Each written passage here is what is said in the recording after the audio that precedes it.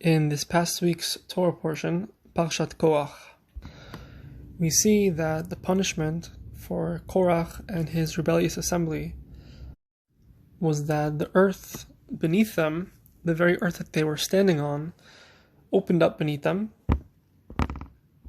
and swallowed them alive, swallowed them whole, them and all that they owned to be plunged from existence right beneath their feet, the very place in which they stood. When Jewish children learn this information, when they learn this parsha, they think of it, oh yeah, it's just another miracle that happened to the Jewish people in the desert. They learn it on their level, but we need to learn it on our level, and to learn it in the way where we're drinking from the words of our Torah Sages and the tradition that we have from the oral Torah. Meaning, if Hashem chose that the way that the punishment is going to take place for Korach and his rebellious assembly is specifically in the way that the very place in which they were standing, the earth in which they were standing, opens up beneath them and swallows them out of existence, that means that there needs to be a special significance to that. Meaning, from Hashem's perspective, it's not random. There needs to be meaning behind it. What's the message? Why in Hashem's ways does it need to be specifically that way? Especially when we know that Hashem, when he uses midat hadin, the attribute of judgment, it's always midah keneged midah, measure for measure. How is this punishment measure for measure? What's the significance specifically of the place in which they're standing, swallowing them out of existence?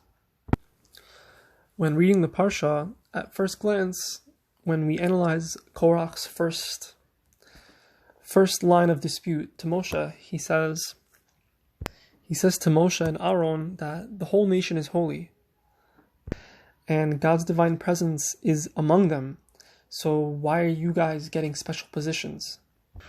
Why are you the leader of the Jewish people? Why is Aaron the high priest? I.e., Korach made it seem as if he was standing up for the people. He made it seem that his intentions were noble, that this dispute was for the sake of heaven, that he was really coming from an honest place. He really was seeking truth, that the entire people should be distinguished and special. However, from Moshe's response, we see Moshe reveals what was really going on in Korach's heart, what his real intentions were. Moshe says to Korach, Rab lachem b'nei Levi. It's how much has God given you? Isn't it enough that God distinguished you among all the tribes? That you're the tribe that serves in the Mishkan, that serves the closest to the Mishkan, and now you're also seeking priesthood, you're seeking kuhuna. And then Moshe says, and what did Aaron do that you're coming against him? Meaning, why is Aaron why does he have anything to do with this? Moshe, in his Ruach HaKodesh and his divine inspiration, was revealing what was really going on in Korach's mind. Korach craved priesthood. He was coming specifically against Aaron. To clarify this, Korach was Moshe and Aaron's first cousin. These people weren't strangers. It was all familiar family, and Korach's ego was at play. He was jealous that his first cousins were chosen and not him, that they had distinguished positions among the Levium and he did not. Meaning, his deep desire was coming from a place of wanting status, a place of wanting recognition. He wanted Aaron's status of high priest. So his original statement of the whole nation is holy, that wasn't his real intention. He wasn't coming to stand up for the people the way he made himself seem. He wanted priesthood because his first cousin had priesthood. Meaning his intentions weren't really for the sake of truth, they weren't really for the sake of heaven. He had an ulterior motive. Korach wasn't really coming in the name of Hashem, saying, oh, I'm doing this for the right reason. He wasn't actually. Our Torah Sages in the Mishnah in Pirkei Avot, chapter 5, Mishnah 20, this is what it says. Kol machloket shehi l'shem shamayim, any dispute that is genuinely for the sake of heaven, sofa lihitkayim, at the end it will last, or at the end it will have a constructive outcome. It will last. They will see the fruits of that dispute, of that argument. Any argument or dispute that is not actually for the sake of heaven, it's not actually for the sake of truth, They're not really doing so because they want to do God's will, meaning there's ulterior motives, there's ego involved, there's, oh, I want to be right, or there's something else going on under the surface. Ein sofarit kayem. That dispute will not last. It will not have Kiyum. It will not have continuous existence. They will not see a constructive outcome from that argument or dispute.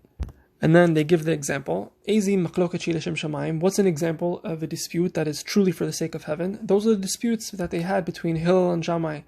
Hillel was the Nasi of the Sanhedrin in the Beit HaMikdash, and Shammai was the second in the Sanhedrin. He was the Av Beit Din. And when they had disputes about what the law really was, or what the tradition they had from their rabbis really was, that was a dispute for the sake of heaven. So even though they were going back and forth, there was no ego involved. They both just really wanted the absolute truth, and therefore none of them had a problem to submit themselves when they really believed the other person had the truth. They would say, oh yes, you're right, that's definitely the truth, because they were arguing for the sake of heaven, for the sake of truth. So there's no ego involved. No one cared to be right. It was all about the information at hand. It was all about the actual truth of the matter. And therefore, they came to final conclusions, and they came to the conclusion that Elu ve'elu divrei Elokim chayim. They're both the words of God. There's room for both positions in understanding halacha and Jewish law. They're both correct. However, we're going to go according to Beit Hillel. And therefore, there ended up being peace between them. It's sofalit kayem. It had a continuous existence. It had a constructive outcome. There was room, that's the word, there was room for there to exist, because the root of that dispute was l'shem shamayim. It was for the sake of heaven. And then the Mishnah goes on, and what's a dispute or an argument that is not l'shem shamayim, that did not have pure motives, was not for the sake of truth? That is Korach and his rebellious congregation, his rebellious assembly. They were not Hashem Shamayim, meaning there was an ulterior motive going on, there was something else under the surface going on. The dispute and the argument wasn't really for what they made it seem it was, and therefore it did not have a constructive outcome. It did not have the ability to continue existence, because the root of the argument was not rooted in a place of truth. In Hebrew, the very word for place, the place in which I stand upon, the very place in which I'm standing, the word for it is Makom. Makom. And the word for existence, continuous existence, for something to last in Hebrew, is the word Kiyum. Lihitkayem, just like the words of this Mishnah. Sofa lihitkayem, a machloket, a dispute that is for the sake of heaven, it's truly for the sake of knowing God's will. Sofa lihitkayem, at the end it will have Kiyum, at the end it will last. At the end, it has a place in existence. It will have a constructive outcome, because God's name is attached to it for real. But a machloket, a dispute that's not l'shem shamayim, ein sofarit kayem. It has no room in existence. It's not actually rooted in truth. God's name is not actually there in that dispute. Therefore, it doesn't have God's blessing. It doesn't have a place to continue existing. I.e., there won't be any constructive outcome out of that dispute. Both parties will not at the end have peace from it. The opposite is true. It's going to end horribly for one of the sides of the argument, or really more accurately for the side that didn't have true, genuine intentions. The deeper meaning to the punishment of the very earth and place in which they stood upon, swallowing that congregation, that rebellious assembly, whole, swallowing them from the very earth beneath them, is because their machloket, their dispute, was not for the sake of heaven. Ein la kiyum. It doesn't have a place in existence. The word kiyum, continuous existence, or last, or what it means in the Mishnah to have any type of constructive outcome, is the same word as makom, place. The very place in which they stood, it's as if Hashem is saying, anyone who clings on to a dispute or an argument and claiming that it's in my name, but it's not actually for me and for the truth and for my name, there is no room for that person in existence. And therefore, hamakom, the very place in which they stand, swallows them out of Kiyum, out of existence. Meaning it's not just some random miracle with no deeper meaning. It is very exacting. It is very measure for measure. However, like all words of Torah, there are always levels and levels of understanding and going deeper and deeper. Chazal, our Torah Sages, in their very classic way, say very few words, very cryptic words. And Baruch Hashem for our tradition, Baruch Hashem for our rabbis, to be able to unpackage those very cryptic words and tell us delicious, beautiful connections in Hashem's Torah. Beautiful.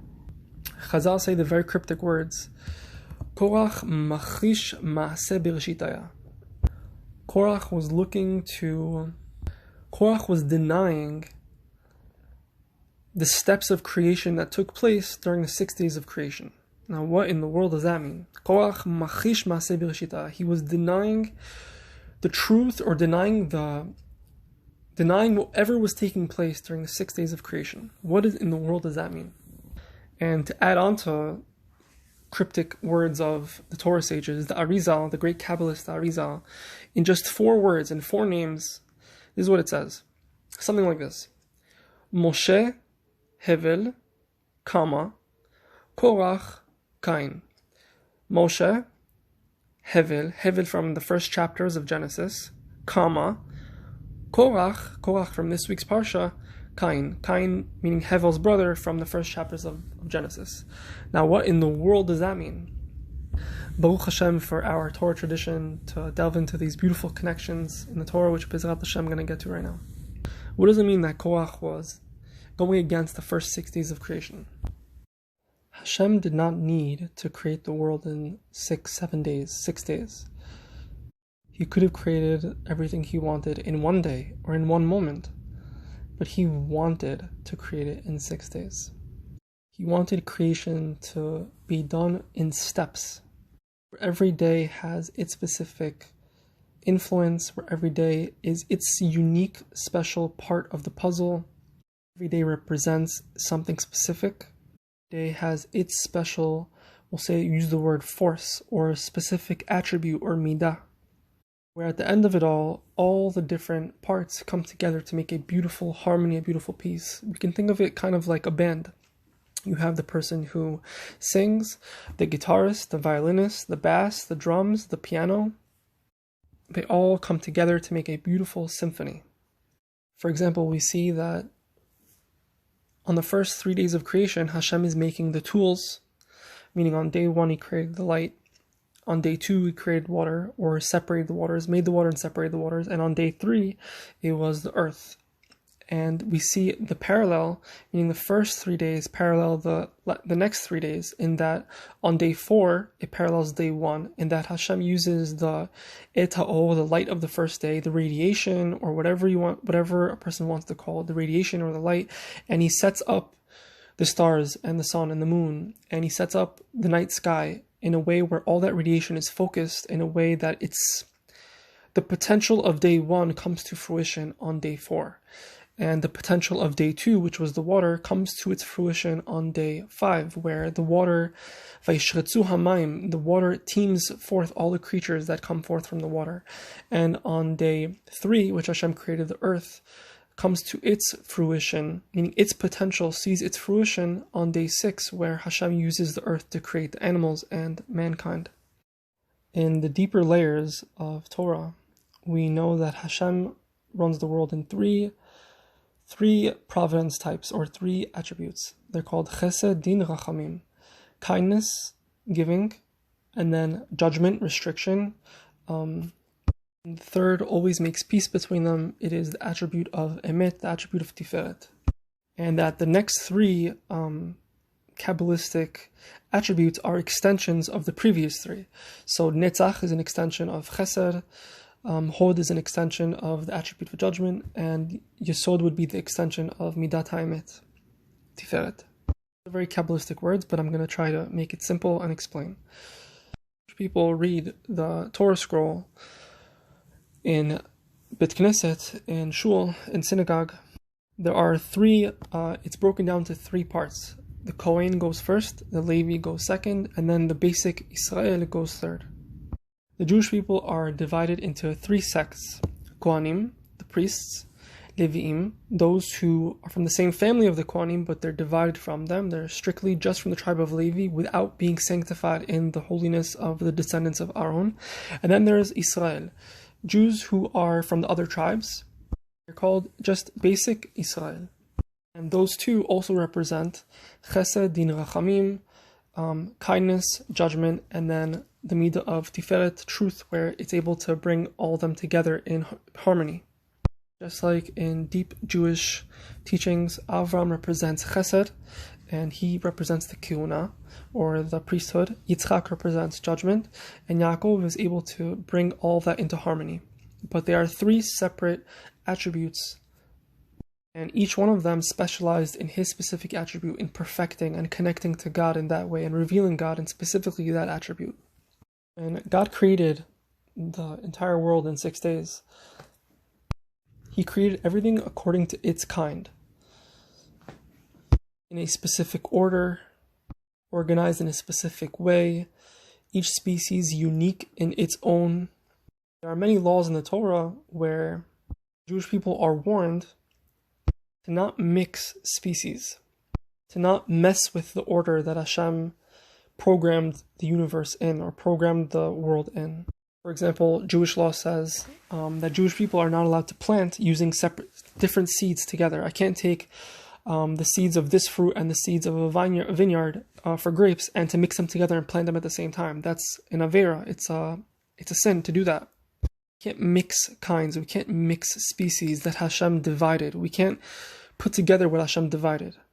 Jewish people are not allowed to cook meat and milk. We're not allowed to cook meat and milk. We're not allowed to eat. We're not allowed to eat any type of food that was cooked together, meat and milk, and we're not even allowed to derive any benefit from meat and milk. So, for example, if someone made a meat and milk dish, I can't even feed it to my dog because I can't get any benefit from such a mixture. Meaning Hashem wants us to split, make a distinction, and make sure that species stay with their kind, and not to intermingle, not to mix them. Also, the Torah says, you can't plow with two different animals together. And that commandment is placed smack in the middle of the commandments that have to do with wearing wool and linen, the prohibition of wearing wool and linen, which is also a mixture of species, a mixture of forces that are not meant to be mixed. We're not allowed to interbreed animals. It's the same concept over and over. Hashem, when he created everything, organized everything in a very specific way, in its all animals and their kinds, all fruits and vegetables and their kind, and he doesn't want us to change what he created. He doesn't want us to try and mixing all these different species together. A big part of what took place in creation, it was the organizing and creating everything in its specific way, according to the forces of creation that Hashem decided to create each specific thing with. Now, Korach's claim, his point of dispute, or seeming point of dispute, was the whole nation is holy. There's no distinction. Meaning, for example, think of a band. We all play guitar. We're all guitarists. No need for there to be a guitarist and a singer and a drummer and a bassist and the person who plays piano. There's no need for all this distinction. Hashem created those distinctions. Hashem created these different things that come together to make a harmonious big picture. Hashem doesn't want the person who plays the bass to play the piano, and he doesn't want the person playing guitar to play the drums. He wants the person that he created to play those specific instruments to play those specific roles. But Korach's ego got in the way, and his point of argument was to go against what lachish maaseh bereshit. Korach's attribute was the attribute of judgment, and Aaron and Moshe were above that. Moshe was from the attribute of mercy, and Aaron was from the attribute of kindness and chesed. All these forbidden things that Jewish people are not supposed to mix, they all have a deeper meaning to them. Meaning, chalav, milk, represents chesed and kindness, and meat represents judgment and din. And the Jewish people are not supposed to intermingle and mix these forces. Same thing applies to wool and linen. A Jewish person is not allowed to wear a garment that is combined and woven together, wool and linen, because these two things represent these opposite forces that are not meant to be intermingled. They're meant to stay separate. Meant to stay separate already from the first 6 days of creation. Korach, who his soul was from the attribute of judgment, was claiming on himself, no, I can do the same role as the high priest. I can do the same thing as you, Moshe. I can do the same thing as you, Aaron. And he wasn't understanding his own place. And Moshe was telling the Levim, isn't it enough that Hashem made you distinct from the entire Jewish people and unique to protect, because the attribute of judgment is all about protecting. Shmirah. And he stationed the Levim around the Kohanim and around the Mishkan, around the place where God's presence was revealed to the Jewish people. They were in between Aaron and the Jewish people. They were the middlemen. They were the watchmen to make sure that the Jewish people don't trespass and go past the boundaries. Judgment is all about boundaries. Chesed is all about giving. And the attribute of judgment is always about giving in a measure to limit the amount that a person is giving.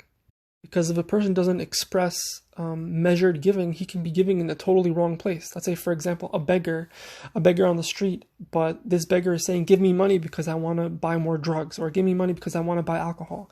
If a person were to give to a beggar who's requesting money to buy alcohol, that's not a good act of giving. It's still giving, but it's not measured giving. The attribute of judgment is make sure that the attribute of kindness is used in the correct way. It's watchful. It's protection. It's the act of giving boundaries to what comes before it. And that's exactly what was the formation of the Jewish people in the desert. It was the Mishkan in the middle, the Kohanim who served there, the Midah of Chesed. And that's why all the avodah, all the actions and works that the priests did inside the tabernacle or inside the Beit HaMikdash, it was all acts of blessing the world. It brought so many blessings to the world, every single act that they did. And that's why Moshe tells the Levim, he tells Korach and the Levim, you guys think that you guys are on the level of Kohanim who are all about giving, and you're not. That's not your place spiritually. Therefore, you guys want to test it, go ahead. The test will be bring the incense offering. If you think that your job is to cause blessings to the world the way the priests are, and that your soul is from that place, let's find out. We'll do the test. You and all your people in your assembly will bring the ktoet, will bring the incense offering, and we'll see if Hashem really chose you or not. Now let's go very deep and connect all the dots. Sorry for going on such a long time on that. You see by Kayin and Hevel in the beginning of Genesis that they brought offerings to Hashem. And Torah tells us that Hevel brought from the sheep, and Kayin brought from the earth. Hashem accepted the korban, the offering of Hevel, and he did not accept the offering of Kayin. And Kayin felt jealous of Hevel.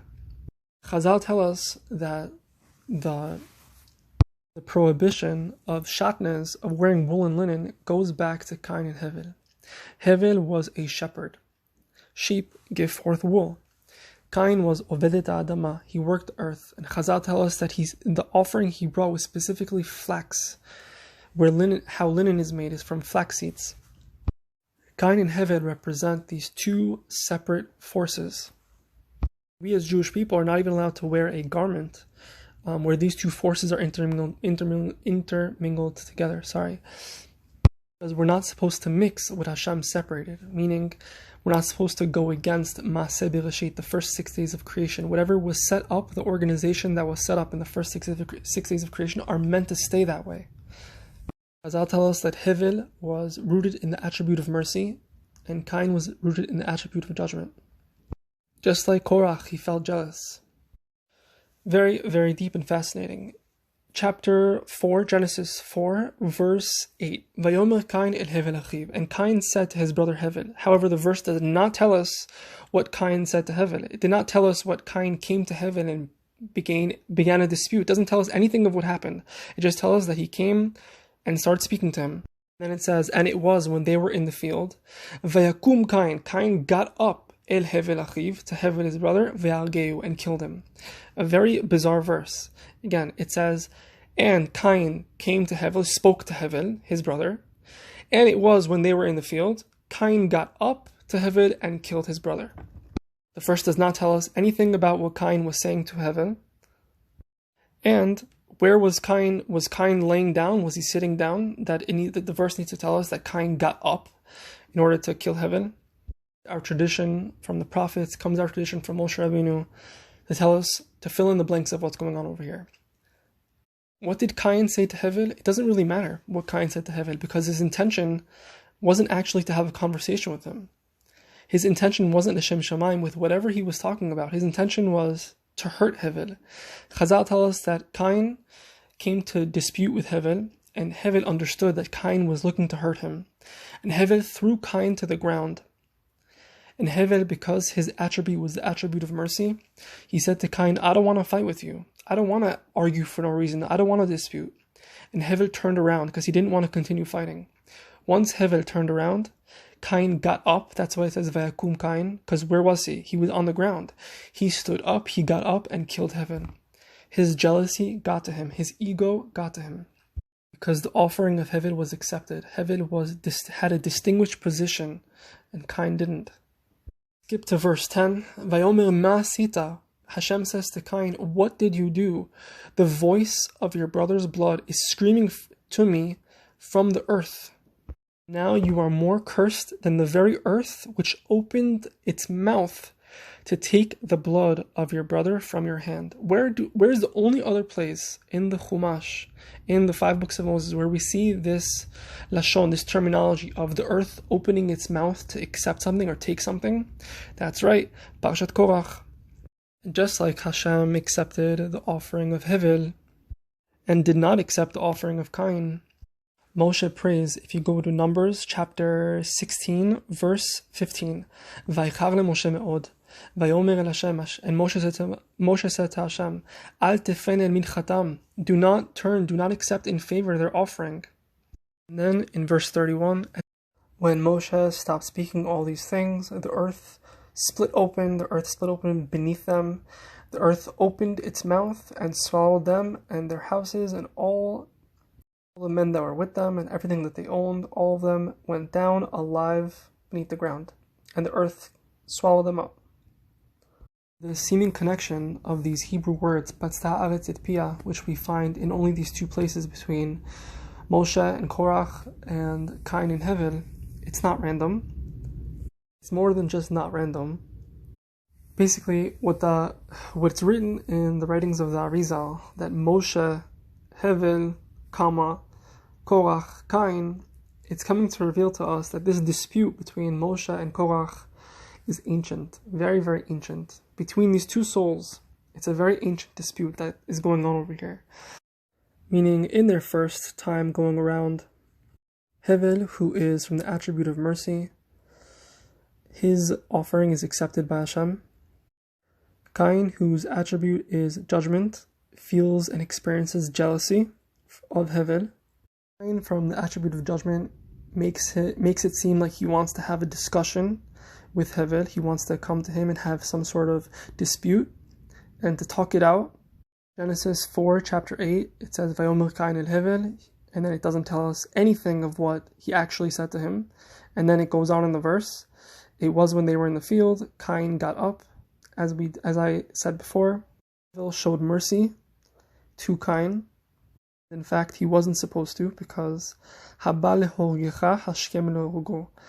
is rising against you with the intention to take your life. It's your duty to take their life first. If someone is coming with the intention to take your life away, make sure that you take their life away first, because if not, if you show mercy to someone who's coming to take your life, they will succeed in taking your life. We learn that from Hevel right here. Hevel didn't want to argue with Kayin. Hevel threw Kayin to the ground. That's why the verse says that Kayin got up and took Hevel's life away. Verse 11, it tells us that the very earth opened its mouth to take the blood of Hevel. The second time around, though, things happened differently for these 2 souls. The second time around, Korach's jealousy again got to him. Moshe prays that Hashem does not accept their offering. This time the earth opens its mouth to swallow Korach Korach and the entire assembly that was rebelling. The point of sharing all of this is to show how the written Torah, a person can read the 5 books of Moshe over and over and over again and not make these connections because they simply don't have the keys and the traditions passed down to them. The inner workings of the Torah, the soul of the Torah, the oral Torah that teaches us from our tradition of how this book is supposed to be understood and its interconnections and the secrets that hide behind it and that are meant to be extrapolated from it. To show as well, as I quote often from Proverbs, Lavin mashalum nitza divrei chachamim v'chidotam, to understand the words of the Torah Sages and their riddles. For the Midrash to say that Korach was machish maaseh bereshit. Korach was coming against the order, the organization that Hashem made in the first 6 days of creation. That's very cryptic. It's one statement, and what in the world does it mean? Or for example, the words of the Arizal, Moshe Hevel, Korach Kayin. That's all it says. It doesn't say anything else. But our tradition, the rabbis who have the tradition passed down, explain what those words mean, to show us a deeper level of why specifically it needs to be that the earth opens its mouth and swallows them up. It shows us that Korach wasn't just coming against Moshe and Aaron, he was coming against Hashem. What Hashem split, distinguished, and organized in the first 6 days of creation, and even before creation, the spiritual blueprints of creation, Korach was against that. Someone who's not willing to stay in their place, in the place where Hashem created them, has no place in existence.